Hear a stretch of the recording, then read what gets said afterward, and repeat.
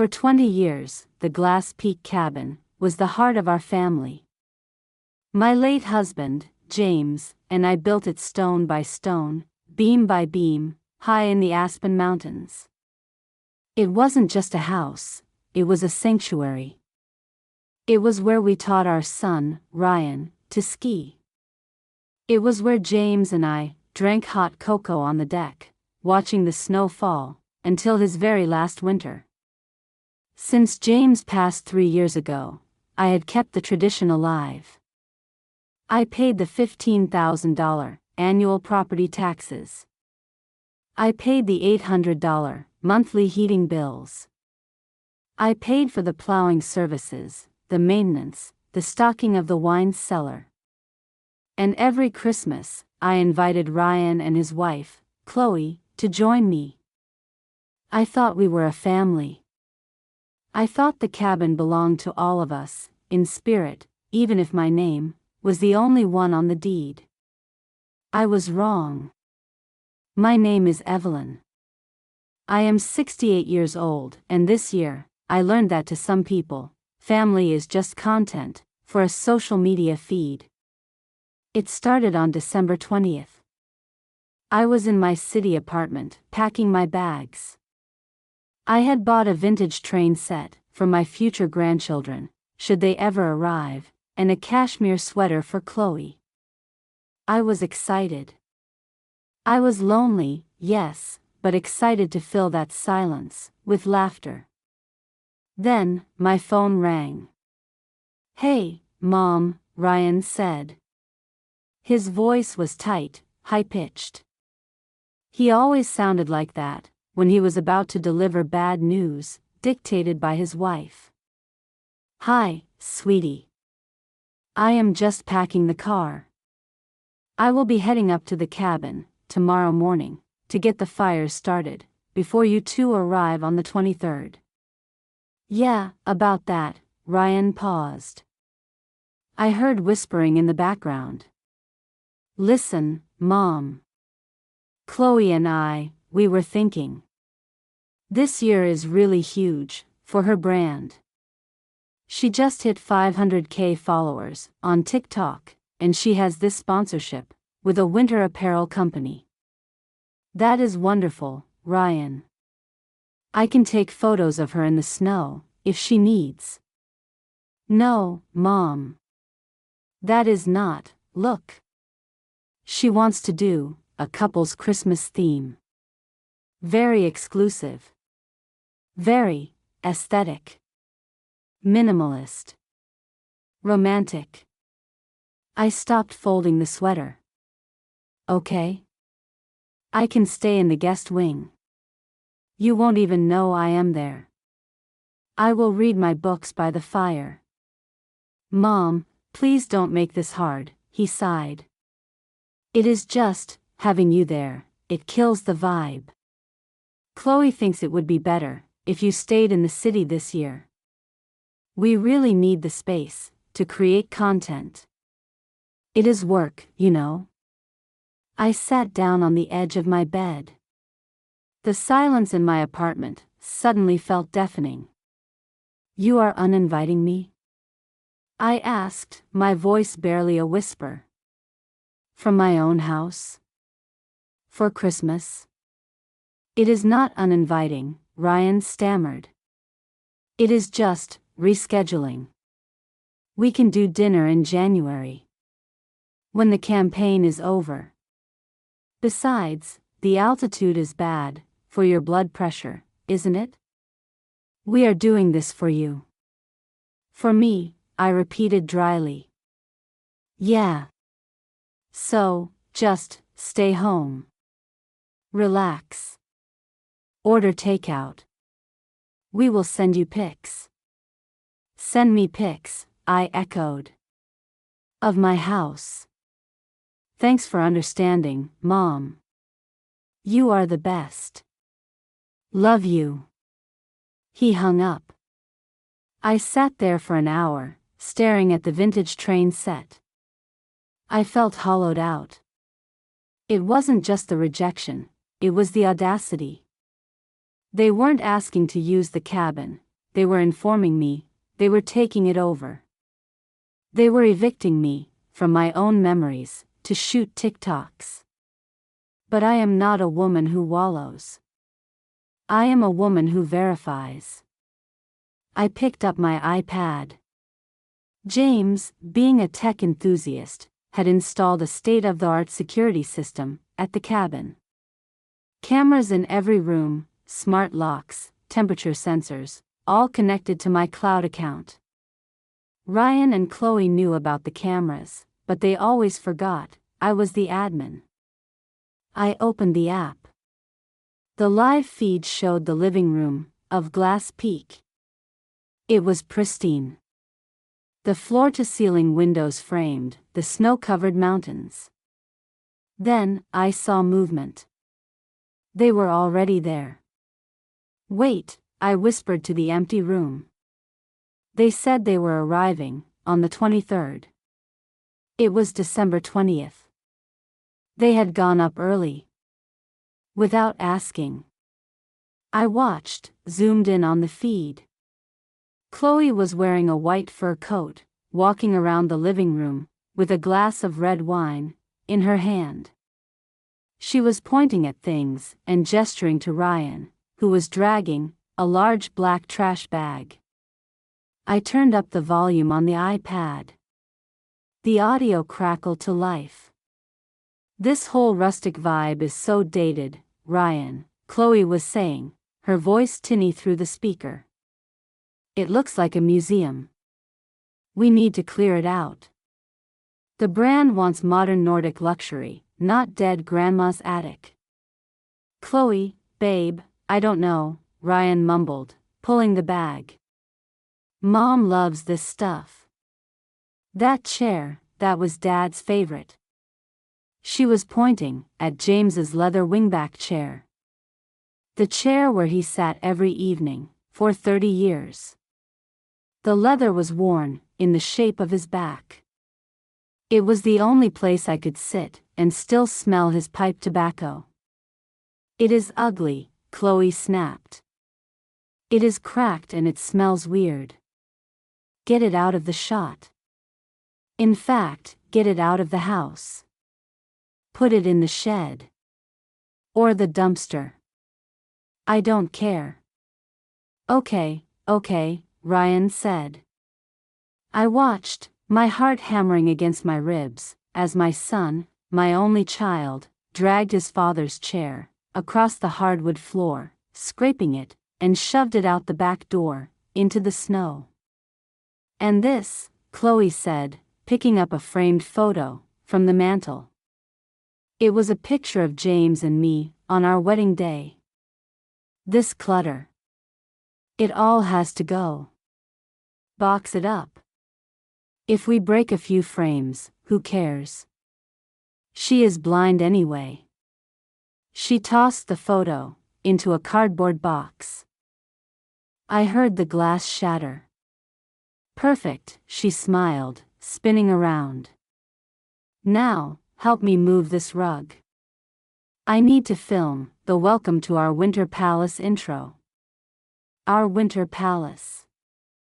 Something inside me snapped. It wasn't a break, it was a shift. Like a tectonic plate moving, creating an earthquake.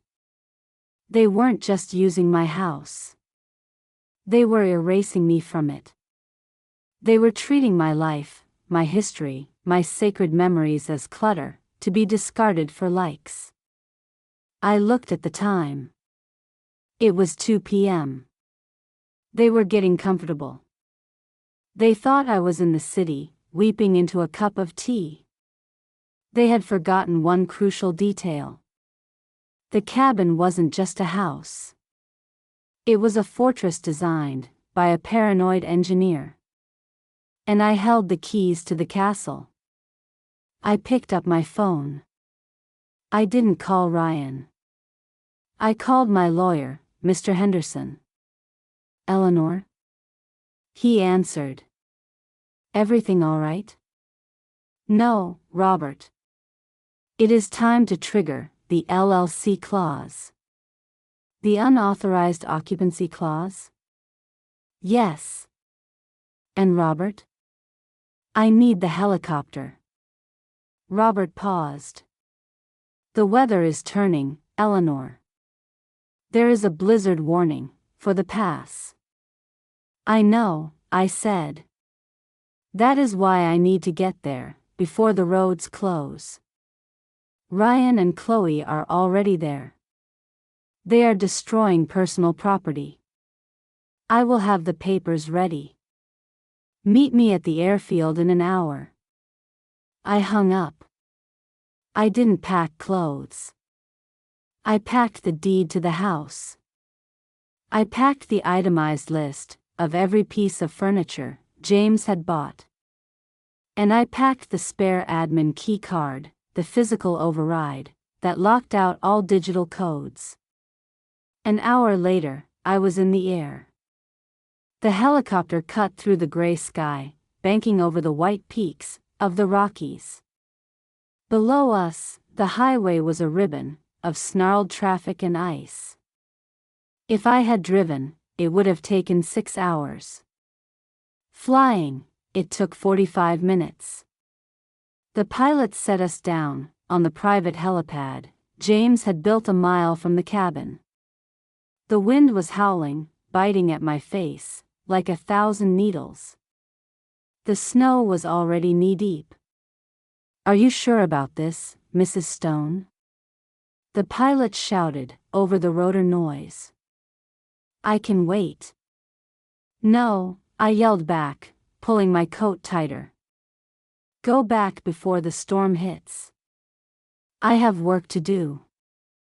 I got into the Snowcat, an all-terrain vehicle we kept in the hangar, and drove the last mile to the cabin. I parked the Snowcat in the hidden garage under the guest house, away from the main driveway. I wanted them to think they were alone, until the very last second. I crept up the back stairs to the utility room. The wind masked the sound of my entry. I swiped my master key card. The lock chirped softly, turning green. I was in. I stood in the utility room, listening. Music was blasting from the living room. Some awful, repetitive pop song. Okay, guys. I heard Chloe shout. Lighting check. Ryan, move that ugly lamp. It is casting a shadow on my cheekbones. I am trying, babe. I walked to the main breaker panel, in the utility room. James had wired the house in zones. Zone 1, living room. Zone 2, kitchen. Zone 3, bedrooms. Zone 4, heating and internet. I smiled. A cold, bitter smile. I reached up and flipped the switch for Zone 4. The hum of the furnace died instantly. The Wi-Fi router on the wall went dark. What the hell? I heard Ryan yell from the other room. The music stopped. The Wi-Fi is down. Chloe shrieked. I was live streaming. Ryan, fix it. I don't know what happened. The lights are still on. It is freezing in here already, Chloe complained. Did the heat go off? I will check the thermostat. I waited. I heard Ryan's heavy footsteps, walking toward the hallway, where the thermostat was. That is weird, he muttered. The screen is blank. Maybe a fuse blew? Well, go check the breaker box. Chloe screamed. God, you are useless. I have 20,000 people waiting for my house tour. Ryan walked toward the utility room. This was it. I stood in the shadows, waiting. The door handle turned. Ryan pushed the door open. Where is the flashlight? He muttered. Hello, Ryan, I said. He jumped 3 feet in the air, screaming like a terrified child. He stumbled back, tripping over his own boots, and landing hard on the floor. Mom? He gasped, staring at me as if I were a ghost.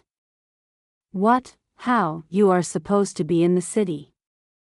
And you, I stepped into the light, are supposed to be arriving on the 23rd. We. Chloe appeared in the doorway, holding her phone, with a ring light attached. Ryan, what is going on? Who are you talking to? She saw me. Her jaw dropped. Eleanor? She blinked. Then, her eyes narrowed. What are you doing here? You are ruining the surprise. The surprise? I asked, walking past Ryan into the hallway. Is the surprise that you threw my husband's chair into the snow? Or is the surprise that you smashed our wedding photo? Chloe flushed. We were just organizing. Staging. It is for the brand, Eleanor. You wouldn't understand. It is business. Business, I repeated. Well, Chloe, I know a lot about business. And in business, there is a term called trespassing. Trespassing? She laughed, a nervous, high-pitched sound. Don't be dramatic. This is Ryan's house too. We are family. Ryan's house? I looked at my son, who was scrambling to his feet. Ryan, did you tell your wife this is your house? Ryan looked at the floor. I mean, eventually, inheritance. Eventually is a long time away, Ryan, I said. Currently, this house is owned by Glass Peak Holdings, LLC. And I am the sole managing member. Okay, fine, Chloe rolled her eyes. Whatever. Look, since you are here, maybe you can help? We need someone to hold the reflector while I film the kitchen tour. But you have to wear something less, Grandma. Do you have a black turtleneck? We want a minimalist staff look. Staff. She wanted me to be the staff. In my own home. After breaking my heart. Get out, I said. Chloe froze. Excuse me? Get out, I said louder. Pack your bags. Pick up my husband's chair from the snow. And get out of my house. You can't be serious, Ryan pleaded. Mom, it is a blizzard out there.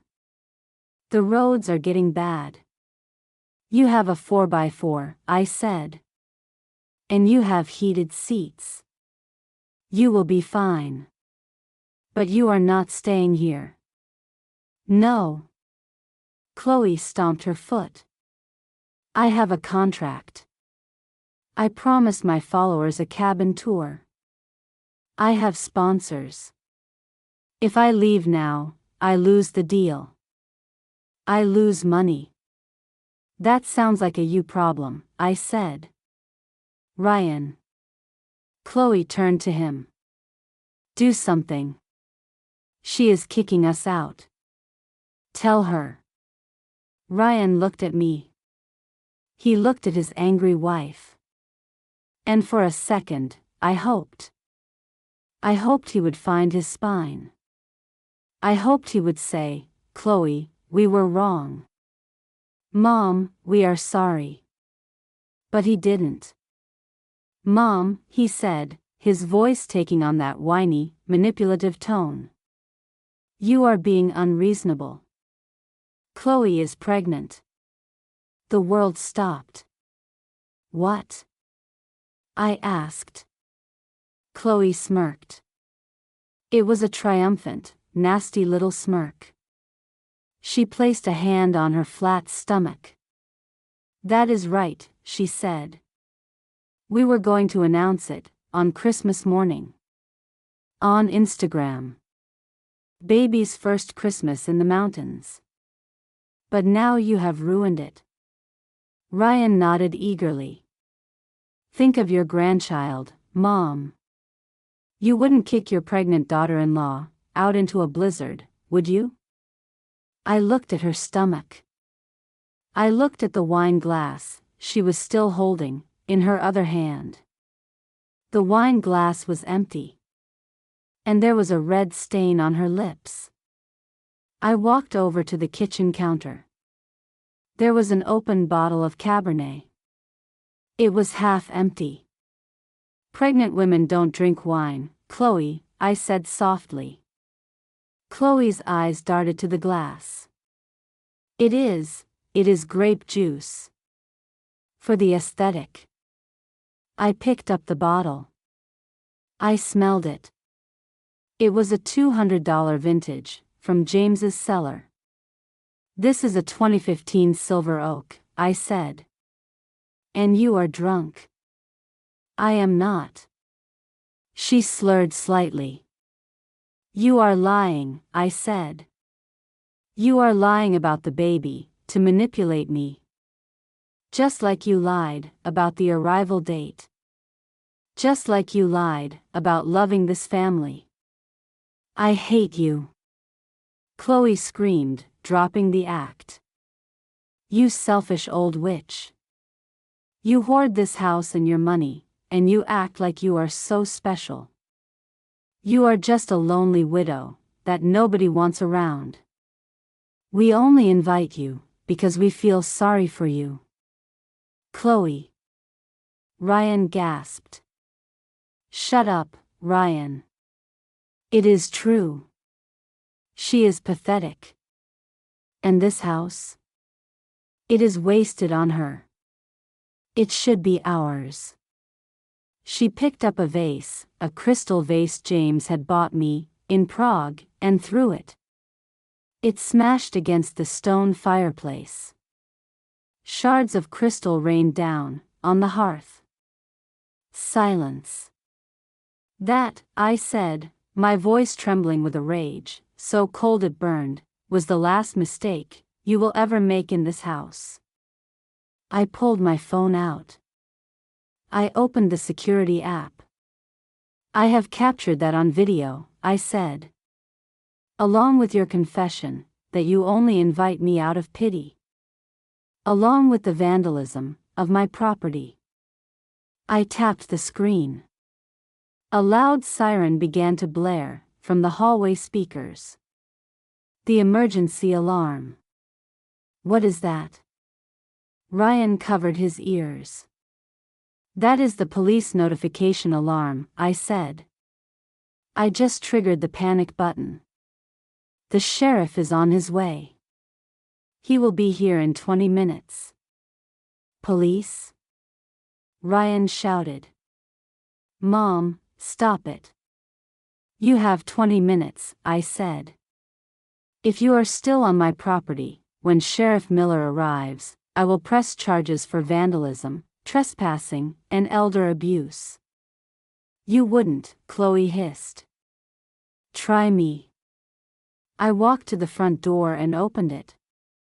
The wind howled into the room, bringing a swirl of snow. Go. Ryan looked at the open door, then at me. Mom, the roads. Go. I screamed, releasing all the pain, all the betrayal in one guttural roar. They scrambled. They didn't even pack their bags properly. They threw clothes into suitcases, grabbing their expensive camera gear. Ryan ran out to the SUV. Chloe followed him, screaming obscenities at me, over the wind. She stopped at the door. You will regret this. She yelled. I will tell everyone. I will ruin you online. I have 500,000 followers. They will destroy you. Post it, I said. Please. I would love for the world to see the real you. She ran to the car. I watched them reverse out of the driveway, tires spinning in the snow, fishtailing onto the unplowed road. They disappeared into the whiteout. I slammed the door shut. I was alone. The house was freezing. The floor was covered in broken glass. My husband's chair was buried in snow outside. I walked to the utility room and flipped the breaker back on. The heat hummed to life. The light steadied. I walked to the kitchen and poured myself a glass of water. My hands were shaking. I had done it. I had evicted my own son. But as I looked around the empty, silent room, I realized something. The silence wasn't lonely. It was peaceful. The toxic noise was gone. But the night wasn't over. And neither was the storm. The sheriff arrived 30 minutes later. I saw the lights of his 4x4, flashing through the swirling snow. Sheriff Miller was a good man. He had known James. He knocked the snow off his boots before coming in. Mrs. Stone, he tipped his hat. I got a panic alarm. Everything okay? I had intruders, Sheriff, I said, sweeping up the crystal shards. Family. But they have been removed. He looked at the broken glass. He looked at the empty wine bottle. Ryan? And his wife. They were destroying property. Do you want to file a report? Not tonight, Jim. The roads are bad. I just wanted them gone. Well, I passed them about 3 miles down. They were stuck in a drift. I had to winch them out. Told them to head straight back to the city, and not stop. They looked shaken. Good. You okay here alone? The storm is going to get worse. Power might go out. I have the generator, I said. And I have James's whiskey. I will be fine. He nodded and left. I spent that Christmas Eve alone. I went outside and dragged James's chair back onto the porch. It was wet, but the leather was tough. I wiped it down. I sat in it, wrapped in a blanket, watching the storm rage. Merry Christmas, James, I whispered to the wind. I defended the fort. I thought it was over. I thought they would lick their wounds and leave me be. I was wrong. Chloe wasn't done. On Christmas morning, I woke up to my phone blowing up. Texts from friends, emails from distant relatives. Evelyn, are you okay? I saw the video. Is it true? Why would you do that to a pregnant woman? My blood ran cold. I opened Instagram. I didn't have an account, but my niece sent me a link. Chloe had posted a video. It was edited, filtered, and scored with sad piano music. It showed her crying in the car, mascara running. Guys, I am heartbroken, she sobbed into the camera. We tried to surprise Ryan's mom for Christmas. We drove 8 hours in a blizzard to see her. And when we got there, she snapped. She was drunk.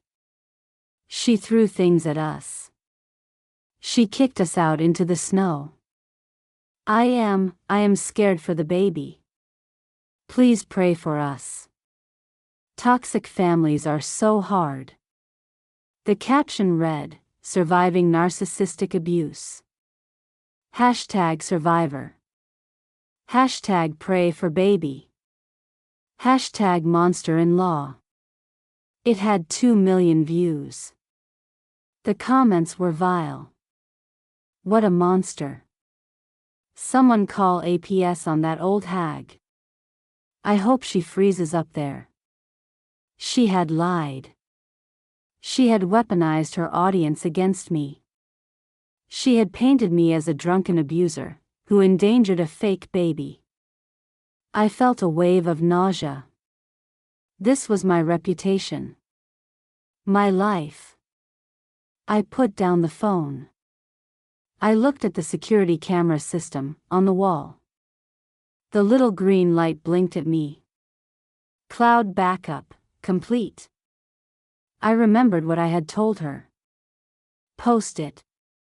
I would love for the world to see the real you. She had posted her version. Now, it was time for the raw footage. I am not a video editor. But I have money. And I have connections. I called my nephew, Leo. He runs a digital marketing firm in Denver. Leo, I said. I need you to do something for me. It is urgent. I am sending you the raw security files from the cabin. All of them. The audio, the video. Everything from 12 p.m. yesterday to 4 p.m. And Evie?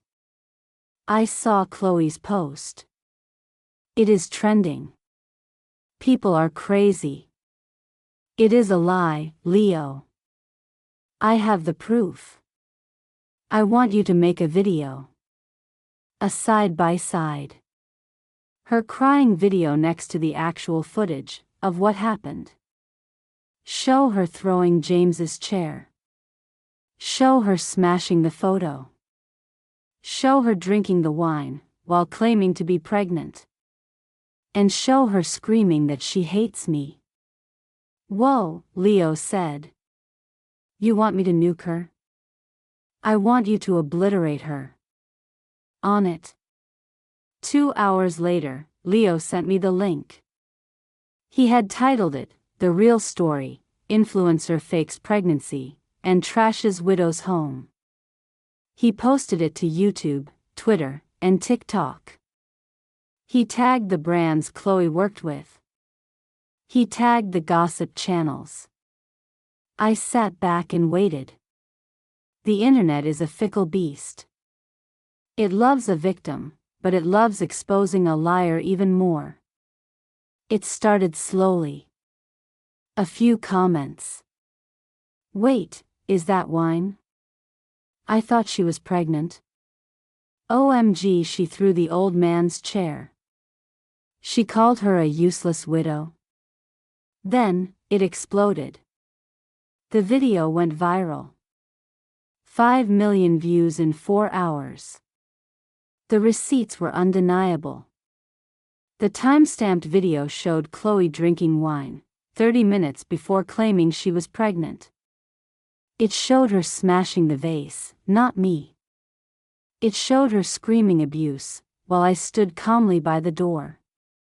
The tide turned so fast, it was dizzying. Hashtag Chloe is over party started trending. I watched Chloe's follower count drop.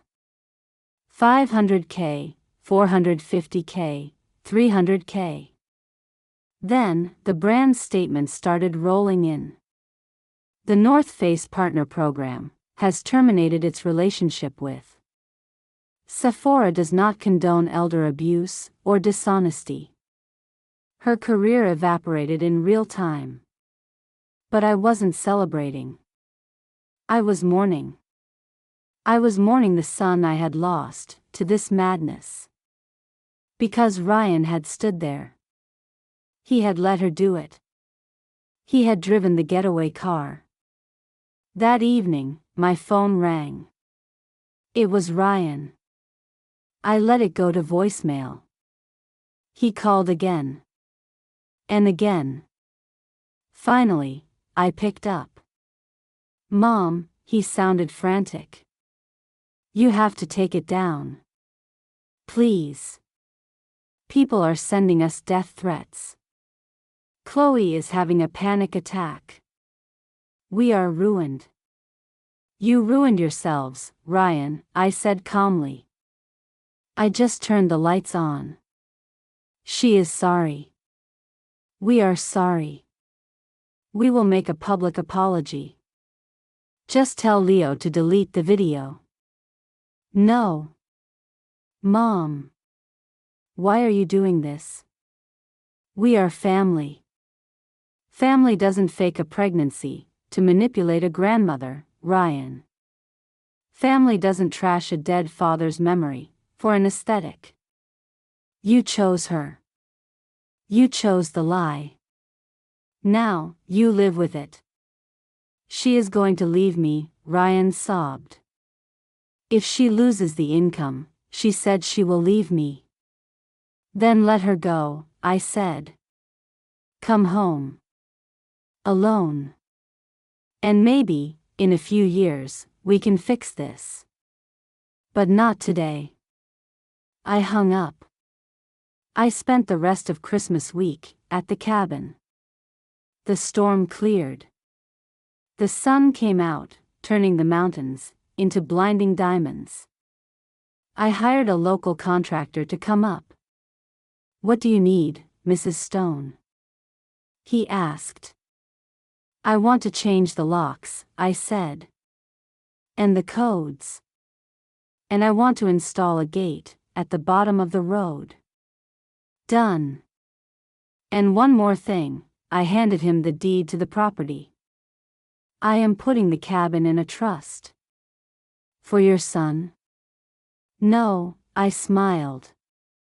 For the James Stone Foundation. I had decided. I wouldn't sell the cabin. I wouldn't let strangers live in James's sanctuary. I turned it into a retreat for grieving spouses. A place where widows and widowers could come, for free, to sit by the fire, look at the mountains, and heal. A place where their memories would be honored, not trashed. 6 months later, the first group arrived. 4 women, all of whom had lost their husbands recently. I welcomed them at the door with hot cocoa. Welcome to Glass Peak, I said. This is a safe space. Nothing here is clutter. Everything is a memory. One of the women saw James's chair on the porch. That looks like a good reading spot, she said. It is, I smiled. It is the best seat in the house. As for Ryan, he is working at a bank in Chicago now. Chloe left him, just as he predicted, once the money dried up. He visits me sometimes, in the city. We have lunch. It is polite. It is quiet. The warmth is gone, but the civility is back. He never asks to go to the cabin. He knows he lost that right. And me? I am busy. I have guests to host. I have stories to hear. And I have a legacy to protect. I learned that you can't force family to respect you. But you can show them the door. And sometimes, locking that door is the most loving thing you can do for yourself. The view from Glass Peak has never been clearer.